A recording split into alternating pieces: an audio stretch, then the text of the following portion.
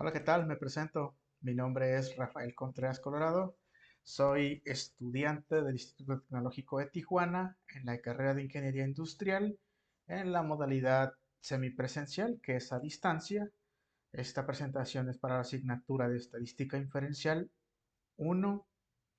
Y primero que nada, me disculpo anticipadamente, ando un poquito enfermo de la garganta y ojalá y no les cause inconvenientes durante esta presentación. Venga, vamos a iniciar con los que son los estadísticos para describir, explorar y comparar datos. Esto conforme a las medidas de tendencia central. Bien, ¿qué son estas medidas o en qué nos vamos a enfocar? Son las características del centro. En específico, vamos a presentar medidas de tendencia central, incluyendo la mediana, la media, la moda, la mitad de rango, como herramientas para analizar datos. Aquí no solo nos enfocaremos en determinar el valor de cada dato de medida de tendencia central, sino que también la interpretación de esos valores. Ok, vamos a dar algunas definiciones para entender un preámbulo de esta presentación. Y una medida de tendencia central es un valor que se encuentra en el centro o a la mitad de un conjunto de los datos. La medida aritmética o medida de un conjunto de datos es la media de tendencia central que se calcula al sumar todos los datos y dividir entre el total del número de datos. Ok, esto es prácticamente el promedio. La mediana de un conjunto de datos es la medida de tendencia central que implica el valor intermedio cuando los datos originales se presentan en un orden de magnitud creciente o decreciente. Bien, aquí en esta imagen podemos ver un poco más a detalle lo que les explicaba. La media es la suma de los datos, o sea, 4 más uno más 2. La suma es un 8. Eso lo dividimos entre el total de datos, que son 4 datos, y eso nos daría la media, que serían 2. Entonces la media estaría en el valor 2. La mediana dice que es el conjunto de datos que se encuentra en la parte central cuando ordenamos los datos de manera creciente o decreciente. En este caso tenemos 1, 2, 3, 4 y 5. El dato que se encuentra en la mitad sería el 3. Entonces esa sería nuestra mediana. Bien, ahora vamos a la parte de lo que es la moda, que es un conjunto de datos de valor que se presenta con mayor frecuencia. En esta imagen podemos ver a este individuo, uno, dos, tres individuos que tienen quizá la misma característica, mismo peso, misma estatura, y esa sería la moda, el valor que más se repite. La mitad de rango es la medida de tendencia central que constituye el valor que se concentra en la mitad entre la posición más alta y la más baja en el conjunto original de datos. Se calcula sumando el valor máximo con el valor mínimo y luego dividido entre 2. Aquí podemos ver la formulita que es el rango medio, el valor máximo más el valor mínimo y esto dividido entre 2. Ok, aquí tenemos algunos ejercicios para simplificar un poco más esta parte de la presentación, para entender un poquito más lo que son la medida de tendencia central, como la media, la mediana, la moda. Y aquí yo ya tengo algunos datos que saqué con anterioridad para ahorrar tiempo, para hacerlo más práctico. Entonces, aquí ya tengo la media que es de 53.3, la mediana de 52 y no tengo moda, pero ahorita lo vamos a revisar de dónde se obtuvieron esos datos por medio del software Minitab. Vamos a empezar con el primer ejercicio, que son los números de palabras inglesas. Dice, se obtuvo una muestra aleatoria simple de páginas del diccionario Merriam-Webster College's Dictionary. Eso es de la edición 11ª. A continuación se indica el número de palabras definidas en esas páginas, puesto que este diccionario tiene 1459 páginas con palabras definidas. Estime el número total de palabras definidas en el diccionario. Bien, vamos a abrir nuestro software Minitab y aquí como les había indicado, ya tenía algunos datos precargados, incluso se quedó la parte aquí, pero la vamos a eliminar para no... La vamos a eliminar para empezar de cero. Bien, ok, aquí tengo las páginas de los libros en los cuales se encontraron las palabras, el número de palabras. Ujú. Entonces, vamos a revisar lo que es la parte de medida de tendencia central. Hay dos maneras de hacerlo. La primera es llenar estadísticas, estadísticas básicas, y mostrar las estadísticas descriptivas, que quiere decir que solo se van a mostrar los nombres. ¿Ok? ¿Cómo podemos poner las variables? Solamente dando doble clic y le damos a aceptar. Ok, bien, aquí ya nos muestra los estadísticos descriptivos, que quiere decir que tuvimos entre 10 datos, que aquí los podemos ver, son 10 datos, la media se encuentra en 53.30, que es lo que habíamos revisado en la diapositiva. Tenemos una división estándar de 15.66. Dice que el valor mínimo es de 34, o sea, ese sería nuestro valor mínimo, y el valor máximo sería de 79, que es este dato. Ajá. ¿Qué otra cosa? Pues no tenemos moda. ¿Por qué? Porque no tenemos ningún dato que se repita, no tenemos ningún dato que se muestre eh, más veces que uno. ¿Ok? Tenemos, ¿qué otra parte tenemos? Tenemos la media, tenemos la mediana, que está en 52, y esta es la parte descriptiva, pero también podemos hacerlo eh, de manera gráfica, y esto es llenarnos a estadísticas, estadísticas básicas. Vamos a darle en resumen gráfico, y aquí vamos a darle doble clic para poner las páginas de los libros. Ok, este nivel es el nivel de confianza, que es de 95%, es por default. Regularmente, si no nos piden cambiar el valor de confianza, este es el que utilizaremos, es el que está marcado por default. Le vamos a dar a aceptar y ahora nos muestra ya un gráfico con muchísimo más datos, el cual nos da una prueba de normalidad, que no estamos revisando eso, pero aquí nos las da, que es el valor de P, que dice que los datos están centrados, mayor a 0.5, dice que los datos están dentro de un centro, no están dispersos o fuera, o volando fuera de lo que es la cámara de Gauss. Tenemos la media, que dijimos que era de 53.30, una desviación estándar, la varianza, que las vamos a revisar más adelante. Tenemos un valor mínimo que es de 34 y un máximo de 79. También la mediana, que dice que está en 52, o sea que la mediana estaría por aquí más o menos. Bien, esto es para el primer ejercicio. Vamos a quitar esto, no lo vamos a guardar y vamos a usar nuestra hoja para revisar un segundo ejercicio. Ok, en este no tuvimos moda. Acá vamos a pasar a un ejercicio donde podamos ver otro tipo de datos y son los años para obtener un título de licenciatura.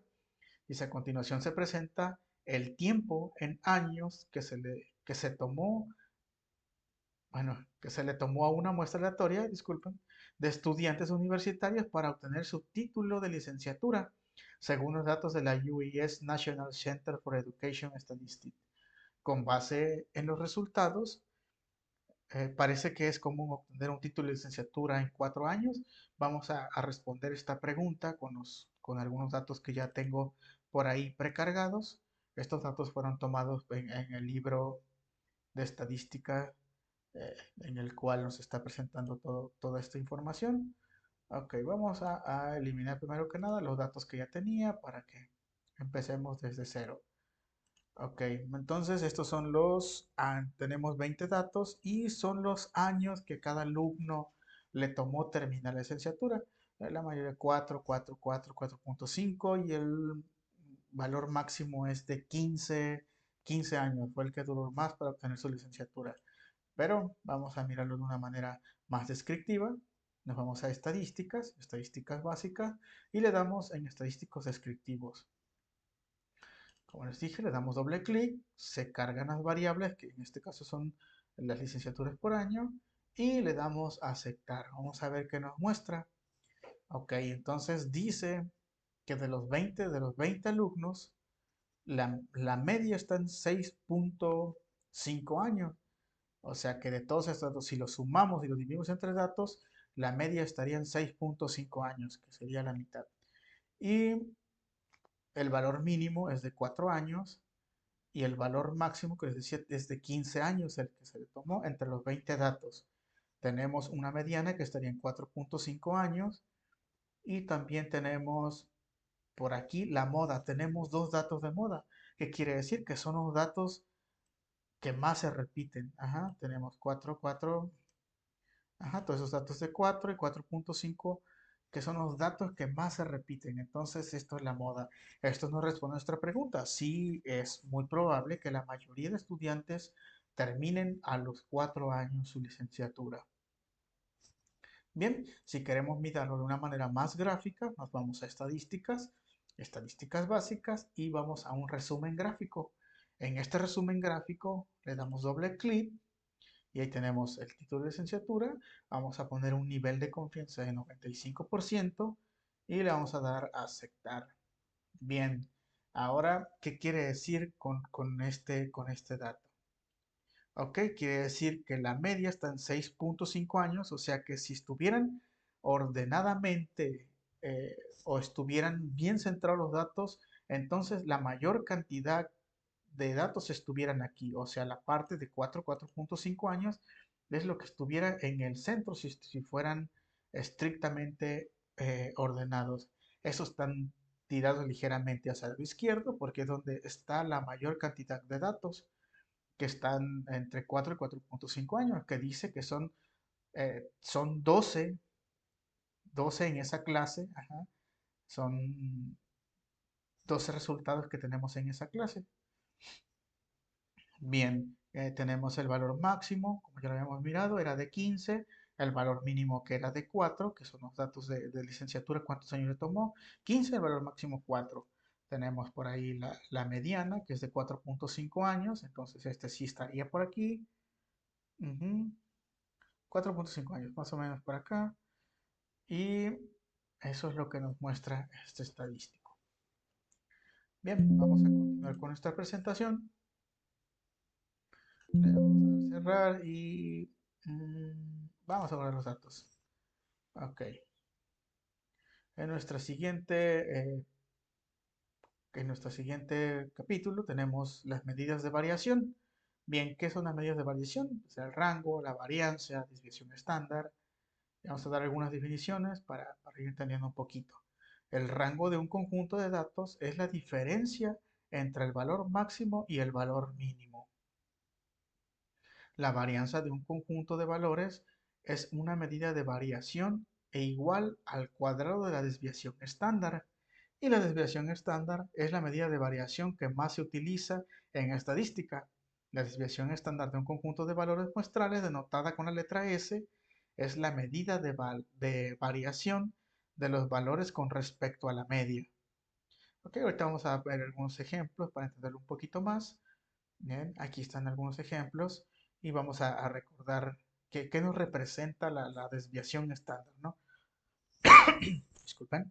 No, es qué tan alejados están los datos de la media en promedio y la variancia, que es la desviación estándar, al cuadrado.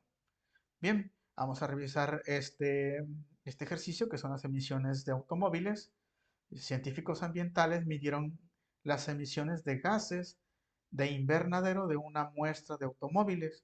Las cantidades que se alistan a continuación están representadas en toneladas por año, expresadas como equivalentes de CO2. Obtener el rango, la desviación estándar y la varianza. Ok, bien, vamos a abrir nuestro software. Y como en toda la presentación, yo ya tenía algunos datos precargados, incluso algunos ejercicios resueltos para para hacer la verificación y que nos salieran de manera correcta. Además, esto nos reduce el tiempo para que seamos más concretos. Bien, estos son los números de autos que tenemos. Tenemos 15 autos y tenemos las toneladas de CO2 por año. ¿Qué nos pide? Nos pide obtener la varianza, nos pide obtener la varianza, nos pide obtener la desviación estándar y el rango. Bien, vamos a ir a nuestro software Minitab. Vamos a obtener esto, nos vamos a estadísticas, estadísticas básicas y nos vamos a, primero que nada, nos vamos a ir a los estadísticos descriptivos. Vamos a ponerle las toneladas de CO2 por año y le vamos a dar a aceptar. Ok, ¿qué vamos a obtener aquí? Vamos a obtener los datos que nos pudiera obtener. Bien, mire, podemos hacer algo adicional. Estadísticas, estadísticas básicas. Nos le damos doble clic y vamos a estadísticas. En esta parte de estadística podemos elegir, nos da todo el menú de opciones para poder calcular. Ajá, por ejemplo, en este caso la media, la desviación estándar, la varianza, si quisiéramos alguna suma, tenemos muchos datos, pero en este caso solamente nos interesa la varianza, el rango y la desviación estándar. Por default ya están preseleccionadas, entonces eh, le damos a aceptar. Es por eso que en un inicio no los había precargado. Le damos a aceptar y ahora sí, ya tenemos la parte de lo que es nuestra, nuestros datos descriptivos. ¿Ok? Dice que son 15 en un número de muestras de 15 datos, ok, aquí está. Tenemos que la media es de 7.533 y la desviación estándar es de 0.714, ok. Entonces, recuerden, de la media hacia, hacia la desviación estándar es qué tan alejado está de la media este valor. Ujú. Tenemos nuestra varianza que es de 0.510, un rango mínimo que sin necesidad de revisarlo ya vamos a saber que es de 6.5, una mediana de 7.40 y un rango máximo de 9.300.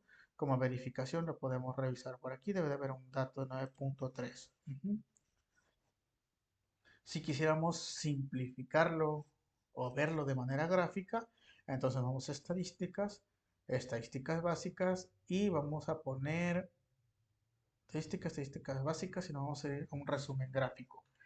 Bien, ahora sí, le damos doble clic, nos carga lo que nos interesa, que son las toneladas por año de CO2. Nos vamos a ir a un nivel de conciencia del 95% y vamos a dar a aceptar.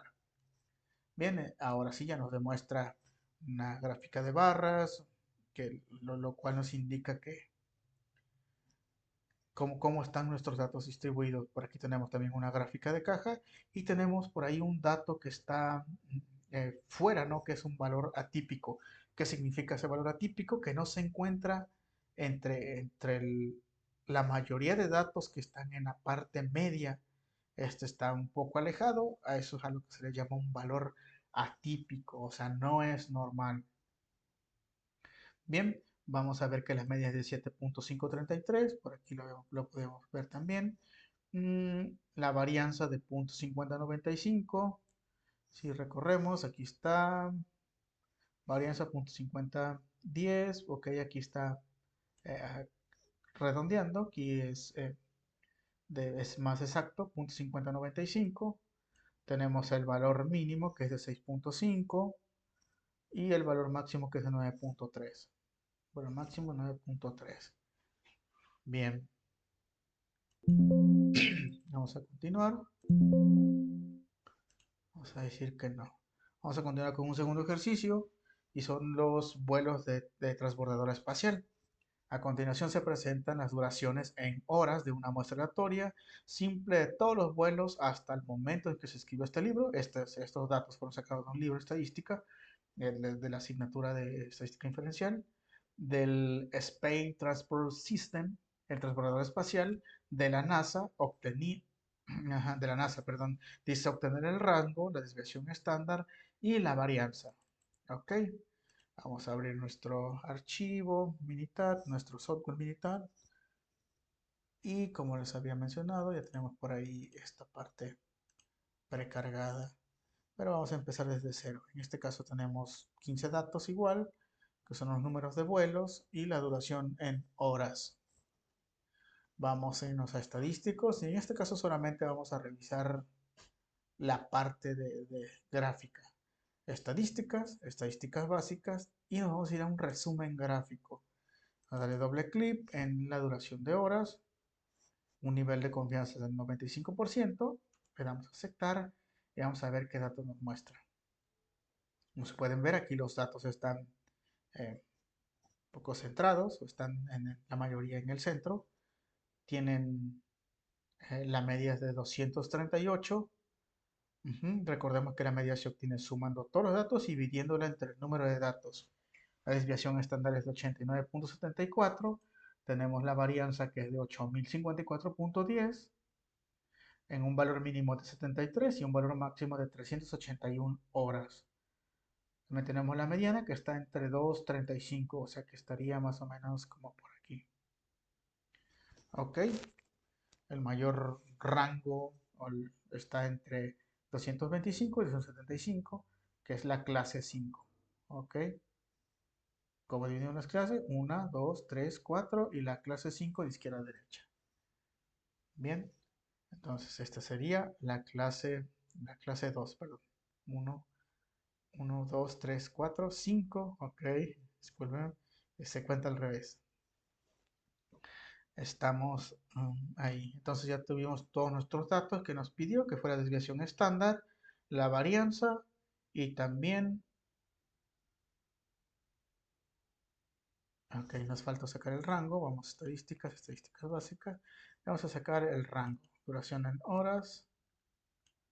Vamos a seleccionar el rango exactamente. Le damos y le damos a aceptar, ok. Y un rango de 308. Bien, vamos a cerrar nuestro archivo. Le vamos a decir que no guardamos nada. Ok. Vamos a continuar con las medidas de posición relativa y la gráfica de cajas. Ok. Vamos a dar unas definiciones de lo que de preámbulo para entender de qué se trata esta parte. Una puntuación Z o valor estandarizado es el número de desviaciones estándar que un valor X se encuentra por arriba o por debajo de la media. Tenemos los percentiles, que son medidas de ubicación, que se denotan con P1, P2, P3, P4, P50, P99, las cuales se dividen en un conjunto de datos en 100 grupos de aproximadamente 1% de los valores de cada grupo. Tenemos lo que son los cuartiles, que son las medidas de ubicación, que se denotan con Q1, Q2, Q3. Y estas se dividen en un conjunto de datos ordenados en 4 partes iguales, con aproximadamente el 25% de valores de caja de grupo. Entonces, nuestro primer Q1, 25%, Q2 sería 50%, Q3, 75% y Q4 sería el 100% de los datos. Vamos a ver lo que es el primer cuartil. Separa el 25% inferior de los datos valores ordenados del 75% superior. O sea, nuestro primer cuartito y los demás lo separa.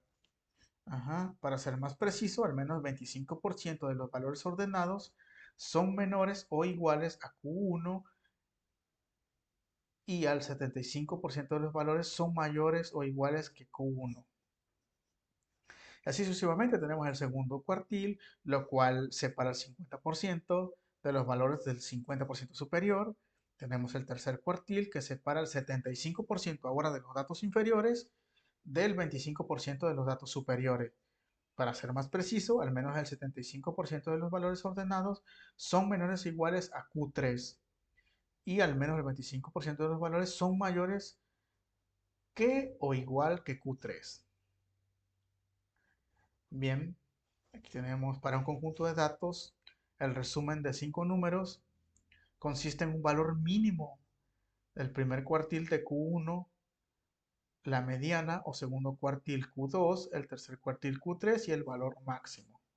Ok, también vamos a ver qué es una gráfica de caja. Es un diagrama de caja y bigotes. Es una gráfica de un conjunto de datos que consiste en una línea que se extiende desde el valor mínimo hasta el valor máximo y una caja con líneas trazadas en el primer cuartil, la mediana y el tercer cuartil Q3. Venga, aquí vamos a ver un poquito más las definiciones o entender un poquito más de manera gráfica con algunos ejemplos. Vamos a empezar con los tiempos de espera en los clientes. sea, a continuación se presentan los tiempos de espera en minutos de clientes de Jefferson Pallet BAM, donde todos los clientes se forman en una sola fila, y del BAM of Province, donde todos los clientes esperan en filas individuales en tres ventanillas diferentes. Determine si existe alguna diferencia entre dos conjuntos de datos al comparar las medidas de tendencia central. Ok, vamos a ver qué datos podemos obtener con estos datos, si existe alguna diferencia entre las filas de ambos bancos. Vamos a abrir nuestro software.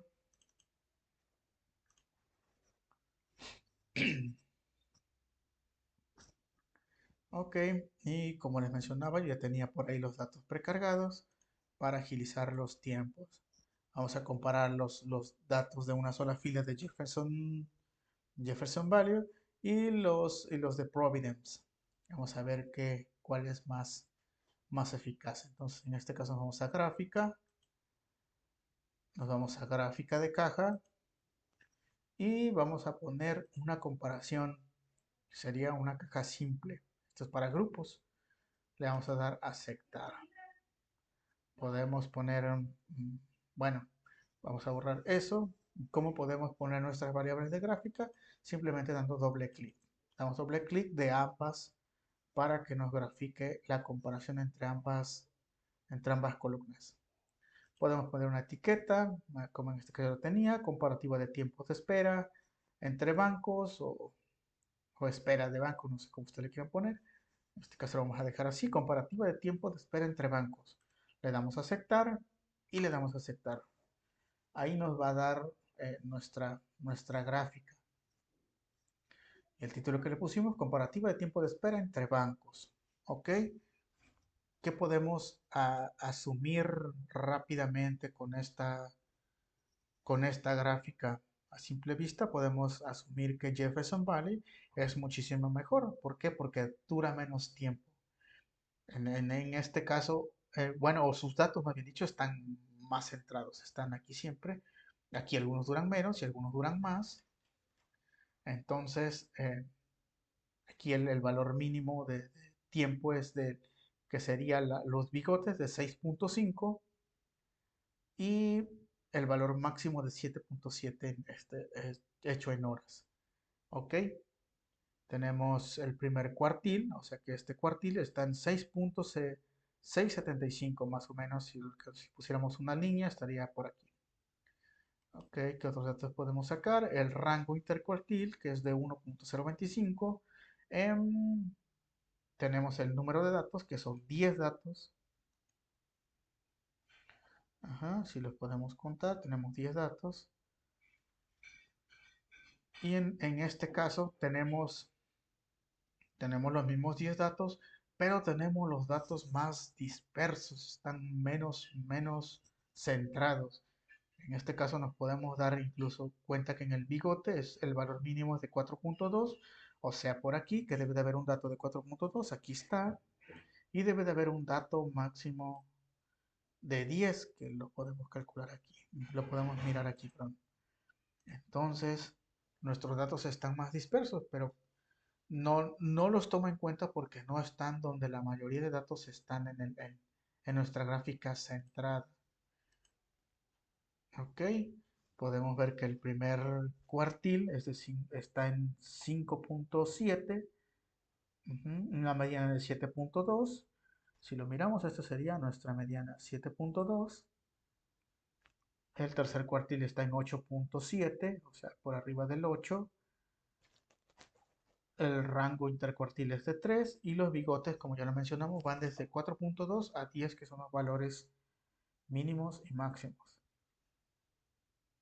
Bien, vamos a continuar con otro ejercicio, em, que es la nicotina de los cigarrillos. Ujú. A continuación se listan las cantidades de nicotina en megagramos por cigarrillo para muestras de cigarrillos con filtro y sin filtro. Del conjunto de datos 4 de la PLCB, como les mencionaba en un inicio, estos datos los tomé del libro de estadística referente para ayudarme a mostrar los gráficos. Al parecer, los filtros son más efectivos para reducir la cantidad de nicotina. Ok, vamos a comprobar si realmente el filtro le funciona para reducir la cantidad de nicotina. Vamos a abrir nuestro archivo Minitab. Aquí tenemos nuestros datos ya precargados. Tenemos 25 datos de nicotina en cigarrillos sin filtro y de nicotina en cigarrillos con filtro. Vamos a ver si realmente los que tienen filtro hacen que la nicotina sea menor. Entonces nos vamos a gráfica, gráfica de caja y vamos a utilizar la simple, que es la comparativa. Le vamos a dar a aceptar y podemos ponerle por ahí. Ok, ¿cómo metemos nuestra variable de gráficas?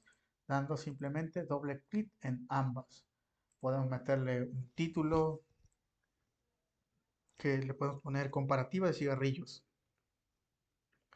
Comparativas de nicotina entre cigarrillos. Le damos a aceptar y le damos a aceptar. Ya nos dice aquí comparativa de nicotina entre cigarrillos con filtro y sin filtro. Ok, a simple vista podemos notar que los cigarrillos que tienen nicotina o que tienen filtro contienen una cantidad menor de megagramos de nicotina. Están, si ustedes lo miran, están por abajo que los que no contienen filtro. Ok, que vamos a ver en este. Dice que el primer cuartil está en 0.8, la mediana está en 1. O sea, si tendríamos una línea aquí, estaría en 1. Tenemos un rango intercuartil de 0.3 y los bigotes van de 0.4 a 1.3. El valor mínimo debería estar aquí. Ok, como se pudieron dar cuenta, aquí hay un valor de 0.2. ¿Por qué este no pertenece? Aquí lo toma como un valor atípico, que significa que la mayoría de valores están concentrados aquí, pero tenemos uno que no se metió en lo que es típico, por eso se le llama eh, valor atípico, está fuera de todos los datos, no está en este conjunto. Y en este caso sería el valor de punto 2 y no hay otro muy cercano, muy similar que a los que corresponden en la mayoría de los que están en el centro. Entonces la gráfica de caja solamente toma a partir del 1.4 como valor mínimo y el máximo como 1.3 en 25 datos, que es el número de datos que tenemos. Vamos a comprobar fácilmente 25 datos. Ok, del otro lado, los que no contienen filtro, pues prácticamente nuestros mismos datos, un cuartil de 1.1, una mediana de 1.1. Pero ¿por qué no está dividida esta caja como en la caja que sí contiene eh, filtro? Porque la mediana está en 1 y el valor mínimo de aquí está por arriba de 1. ¿Ok? El tercer cuarto está en 1.4, el rango de cuartil en 0.3 y los bigotes van desde 1 a 1.8 en un número de datos de 25. Bien, a continuar. Cerramos, vamos a guardar. Ok, vamos a ver la probabilidad de conceptos básicos. Ajá, vamos a empezar con algunas definiciones. Un evento es cualquier conjunto de resultados o consecuencias de un procedimiento. Un evento simple es un resultado o evento que ya no puede desglosarse en componentes más simples. Ya no existe una denotación más pequeña. El espacio muestral de un procedimiento se compone de todos los eventos simples posibles, es decir, en el espacio muestral está formado por todos los resultados que ya no pueden desglosarse más.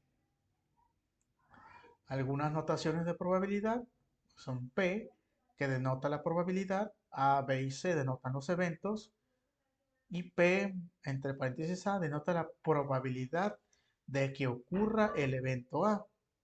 En este caso tenemos tres formas para calcular la probabilidad de un evento, que es la aproximación de probabilidad por frecuencias relativas, un método clásico de probabilidad que requiere resultados eh, de igual probabilidad eh, que sean igual de probables y probabilidades subjetivas.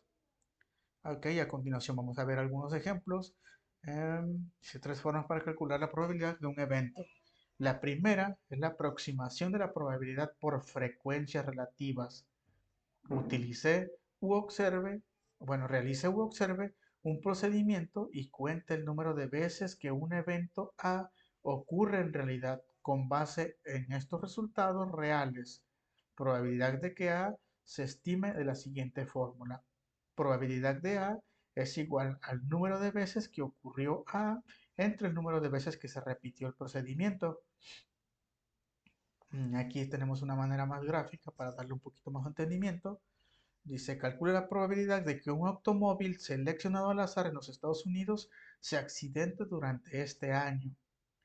En un año reciente, de un total de 135.670.000 automóviles registrados en Estados Unidos, según los datos de Statistical Abstract of the United States, 6.511.100 se accidentaron.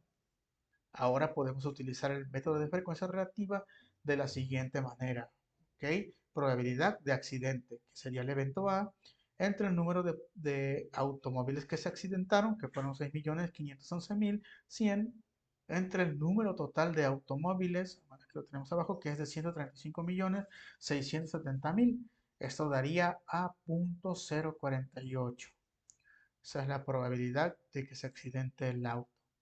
No es posible utilizar el método clásico, ya que los dos resultados, accidente o ausencia de accidente, no son igualmente probables, perdón.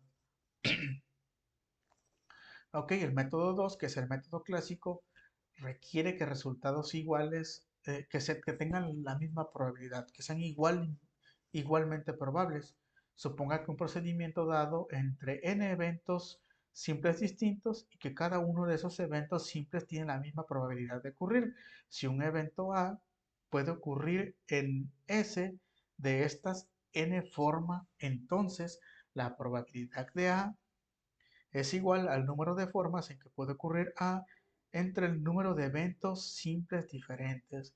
Ok, ¿cómo podemos ver esta parte? Aquí tenemos un ejemplo y se determina la probabilidad de ganar el premio mayor en la lotería al seleccionar 6 números del 1 al 60. Cada combinación tiene las mismas probabilidades de ocurrir. Entonces, ¿qué probabilidad existe de que te ganes el premio mayor eligiendo números del 1 al 60? Tenemos los 60 datos entre los 60 números que elegimos y eso es 1, que es la probabilidad nuestra, 1, entre los 5.663.860 y esto es igual a 0.000000002. Esa es nuestra probabilidad que tenemos de ganar el premio mayor. Bien, vamos a continuar con la probabilidad 3, que son las subjetivas. La probabilidad del evento A se estima con base en el procedimiento de las circunstancias relevantes. Ajá, probabilidades subjetivas. En este ejemplo de probabilidad es de un astronauta sobreviva en una nave espacial. Estimar la probabilidad de que un astronauta sobreviva en una emisión en una nave espacial. Los expertos consideran los eventos pasados junto con los cambios en las tecnologías y las condiciones para hacer una estimación de probabilidad. Hasta que se publicó este libro, donde tomamos los datos, los científicos de la NASA estimaban una probabilidad de 0.99. Si esto lo multiplicamos por 100, serían 99% de probabilidad de que no sufra ningún accidente. Esto cómo se saca con resultados que ya fueron tomados previos o anteriormente. Ok, vamos a expresar algunos ejemplos más. Es en el clima. Un pronóstico de WeatherBob para la zona donde se ubica la casa de un autor afirmó que la probabilidad de lluvia es del 80%. Esta es una probabilidad de 1. Y aquí tenemos alguna tablita de referencia. Dice la probabilidad de que un evento ocurra con certeza es de 1. Entonces aquí tenemos más del 50%, tenemos un 80%, entonces la probabilidad es de 1 porque sí hay grandes probabilidades de que ocurra. Perdón, ahora en el siguiente ejercicio tenemos el ejercicio 7. Dice, si usted trata de hacer conjeturas en un examen sobre la respuesta de una pregunta que solamente tiene dos opciones, que es verdadero o falso, existe probabilidad de 50-50% de elegir la respuesta correcta. Ajá, te puedes fallar o te puede salir correcto. ¿Ok? Entonces es medio o punto 5. Otro ejemplo sería al tirar una moneda. Tienes la misma probabilidad, 50% de que caiga águila, 50% de que caiga sol. No existe otra opción. Entonces, uno entre el número probable de opciones que tienes, en este caso son dos. Bien, vamos a continuar con la regla de la suma. Ok, dice un evento compuesto es cualquier evento que combine dos o más eventos simples. Probabilidad de A o B es igual a la probabilidad de A más la probabilidad de B menos la probabilidad de A y B. O también puede ser la probabilidad de A en unión con B, que esto sería igual a la probabilidad de A más la probabilidad de B menos la probabilidad de A intersección con B. ¿Ok? ¿Qué significa? Esta es la probabilidad de A, esta es la probabilidad de B y la intersección, la parte donde se juntan, es la parte de A y B. ¿Ok? Aquí tenemos la regla intuitiva de la suma. Para obtener la probabilidad de A o B, calcule la suma del número de formas en que puede ocurrir un evento de A y el número de formas en que puede ocurrir un evento de B, sumando de tal manera que cada resultado se cuente solo una vez. Probabilidad de A o B es igual a esa suma dividida entre el número total de resultados en el espacio muestral. Los eventos A y B son disjuntos, o sea que son mutuamente excluyentes cuando ambos no pueden ocurrir al mismo tiempo. Es decir, los eventos disjuntos no se traslapan. Como pueden ver aquí, este no le afecta al otro. Volvemos al ejemplo de la moneda. Ese es un dato disjunto. O cae sol o cae águila. No existe otra manera de que pueda caer en ambos lados. Y luego tenemos la última, que es el complemento de un evento A, dado que A consiste en que todos los resultados en los cuales un evento no ocurre.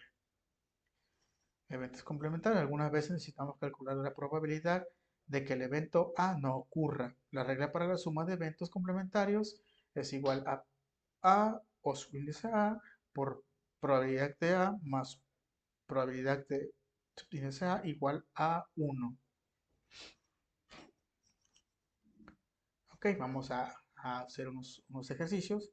El ejercicio 5 dice, selecciona al azar que un médico de Value Hospital en la ciudad de New York al elegir un cirujano.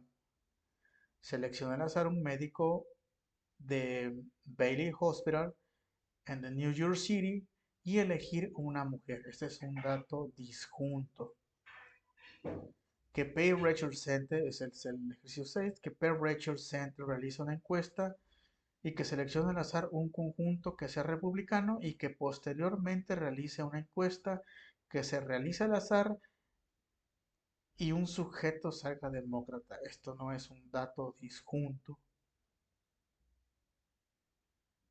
Ujú. Por último, vamos a ir a la probabilidad y la regla de la multiplicación. Regla formal de la multiplicación es la probabilidad de A y B, que esto es igual a la probabilidad de A por la probabilidad de B por intersección con A. La regla intuitiva de la multiplicación. Ok, ¿qué dice esto? Dice la regla de la multiplicación son independientes. Probabilidad de A, sí, entonces es probabilidad de A y B es igual a probabilidad de A por probabilidad de B. No son independientes, entonces asegúrese de calcular la probabilidad del evento B suponiendo que el evento A ya ocurrió. Ok, vamos a los ejercicios y se interprete de al menos uno. Usted desea calcular la probabilidad de obtener al menos un aparato defectuoso al elegir al azar y probar 10 marcapasos cardíacos. ¿Qué sabe usted acerca del número exacto de defectos si al menos uno de los 10 artículos es defectuoso? Ok, entonces en este caso el número exacto de defectos puede estar en uno, en 2, en 3, en 4, en 5, en 6, 7, en 8, 9, en 10, que son los 10 posibles casos, las 10 posibles probabilidades que tenemos de que uno salga defectuoso. Dice descubrir que la radio de su automóvil funciona. Esto es dependiente, no depende de nada. También que las luces de su automóvil funcionan, no depende de otra cosa, entonces es dependiente. Ok, pues bien, esto sería todo por mi parte. Les recuerdo, mi nombre es Rafael Contreras Colorado, del Instituto Tecnológico de Tijuana, para la asignatura de Estadística Inferencial, dando un agradecimiento al profesor encargado de esta asignatura, Juan José Morales Ibarra. Hasta luego.